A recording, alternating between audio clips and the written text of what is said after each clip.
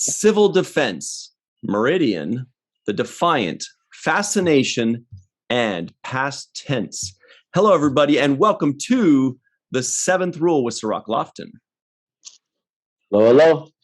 My name is Ryan T. Husk, and if you recognized what those were titles of Deep Space Nine Season 3 episodes.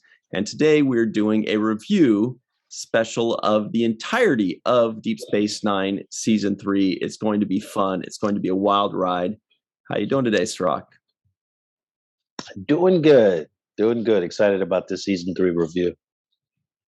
Yeah, because I'm going to be honest here. I guess that implies that I'm not usually honest, but I'm going to be honest here. When we're reviewing Season 1 and Season 2, there are a couple episodes that, what is like what Gandalf said, I have no memory of this place. Most of the episodes, not only do I remember the episode, but I remember us reviewing it and what we said and the laughs we had. But there are a couple episodes in Seasons 1 and 2 that we're like, was this the episode that was, this was a Bajoran? I don't know. Yeah, that's why I really want to kind of do a rewatch of the first couple of seasons. Totally. Because those episodes were like vague for me. I don't know why they don't register as hard as now this third season. Yep. I'm recognizing the episodes and I'm remembering the storyline and saying, okay, I remember that. So at some point in Season 3, at least from what our first review now, that's the one where it starts to click for me. Yeah, me too. I think it's just because, Season 1, we were hanging out with Aron and we're having fun with just the three of us, joking, laughing. Aron was doing a great job of like reminding you of certain episodes. Because remember, you were 13 when this started. He was an adult. Yeah. So he remembers it much more clearly, of course. So he would refresh your memory. You guys would tell stories.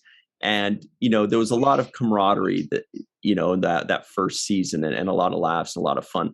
The second season was us kind of fumbling and figuring out our way without Aron. And so I think that's part of the reason why we don't specifically remember the episodes. And also part of it was because it was 3 years ago. I mean, it was a while ago. It was 3 years. Yeah.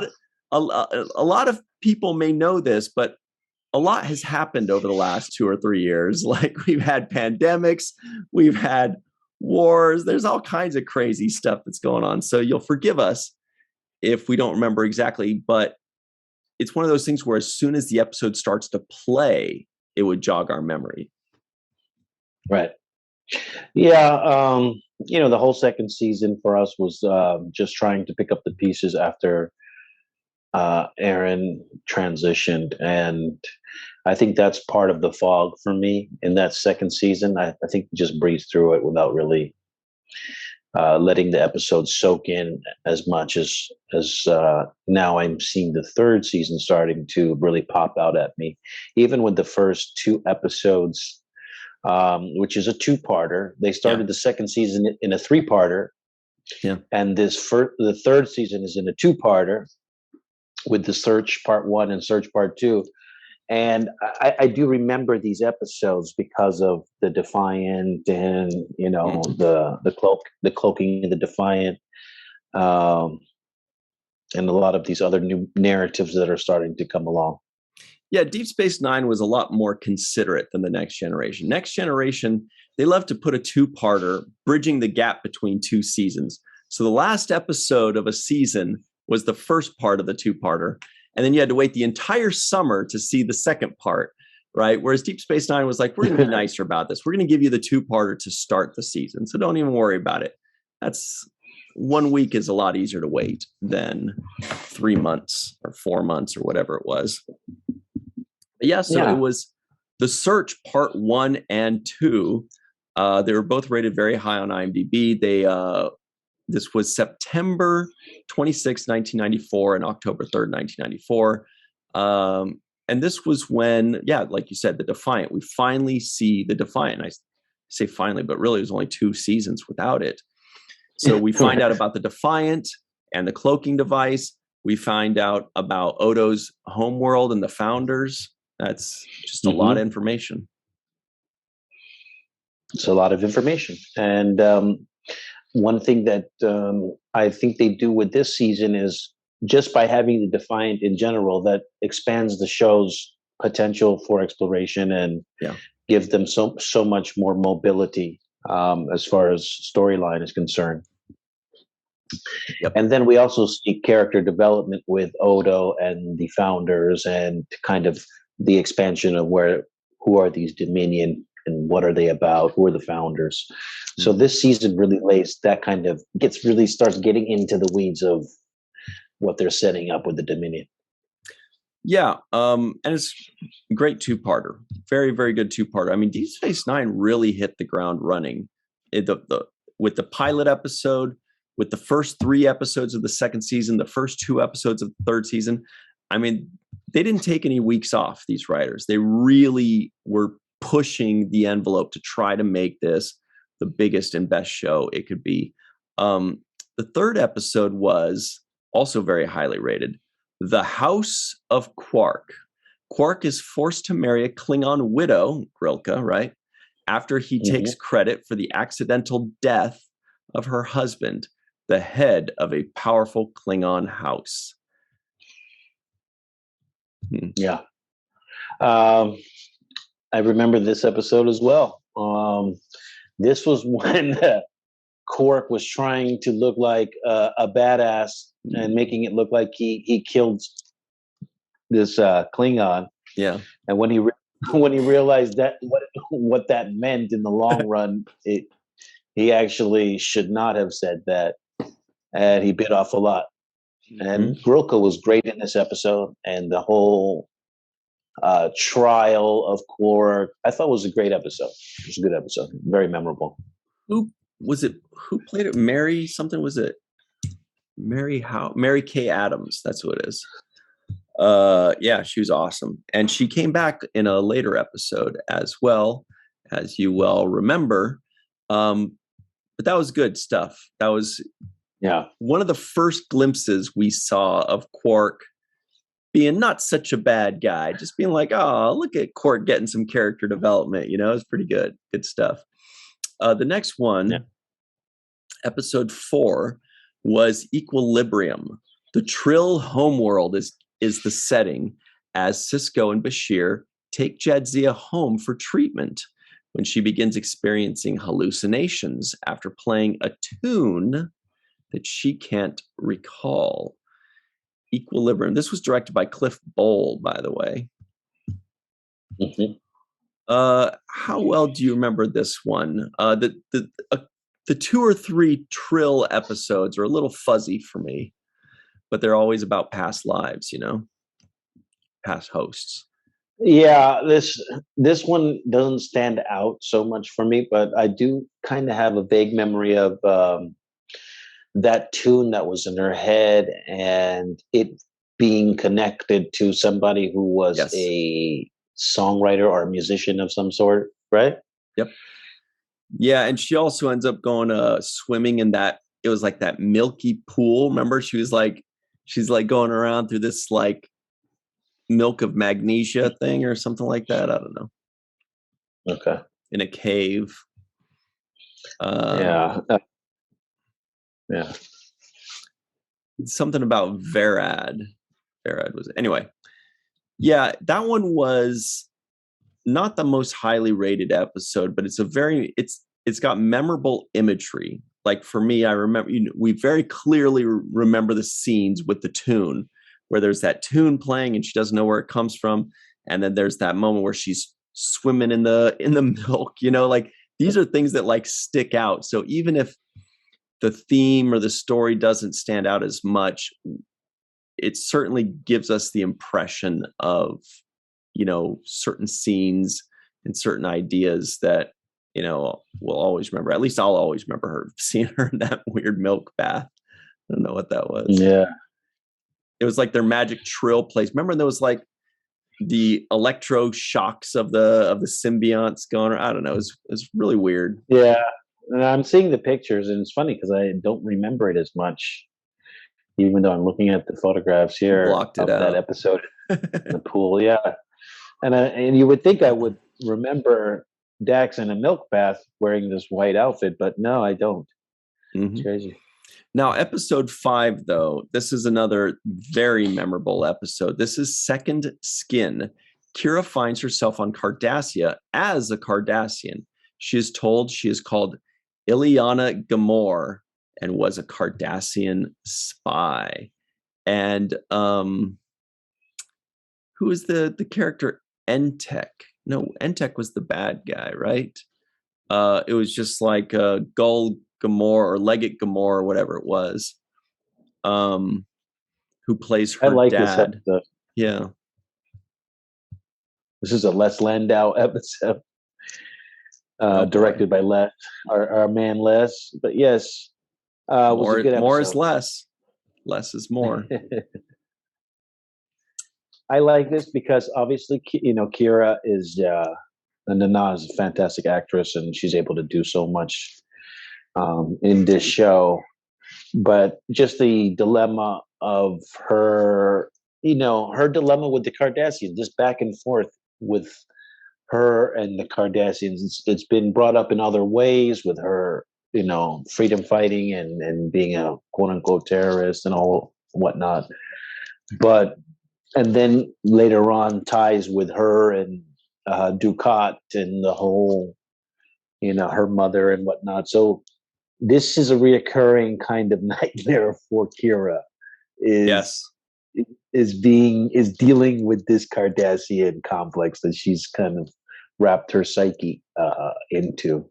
Right. And we had Nana Visitor as our guest that week, which was amazing because she loves this episode and she always has such great insights and she has such great takeaways from what she learned about herself or about acting in scenes like this and realizations about her own character. Like there's like actual growth in her character that fuels the actor or the actress to understand more about the character that they are portraying. And I forgot to mention that the week before in Equilibrium, we actually had for the first time Dr. Mohamed Noor as our guest. So all right. We're probably too busy talking about Mohamed and all the cool genetics and Trill stuff to really pay too much attention to the actual episode. But anyway, it was really cool having Nana join us for Second Skin. That was a great one. The next one was Abandoned. And this one was Odo tries to change the nature of a rapidly maturing Jem'Hadar infant. Quark finds whilst Sisko tries to break his son's relationship with a 20-year-old Dabo girl. I'm sorry, the infant is what Quark finds, and Odo raises it, if you'll recall. And this kid was like, remember, every scene they had to get like a new actor to play this Jem'Hadar kid that basically becomes an adult in like 24 hours or 48 hours or something like that. I remember this episode, yeah. And also gave you insight into just the Jem'Hadar, right? Right.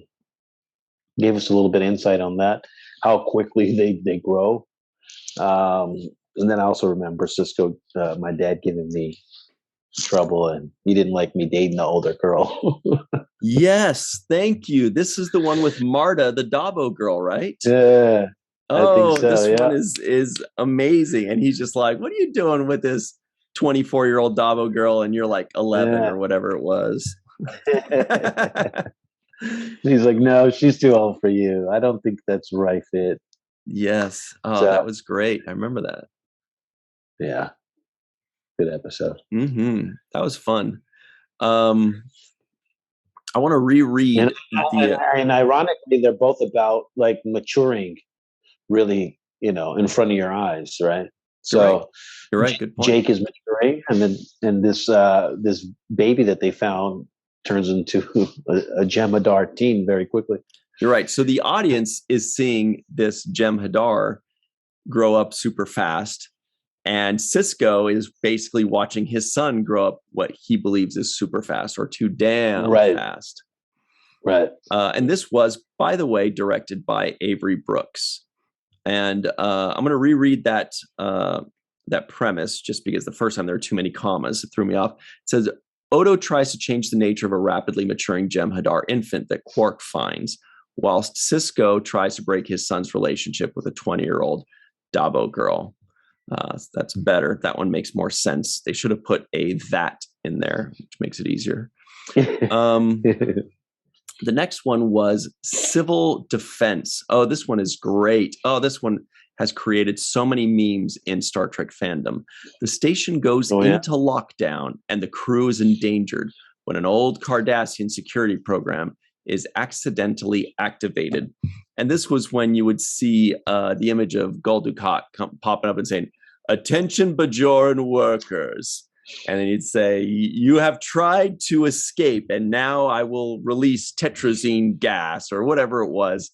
This was so cool because they're fighting against the station now. Yes.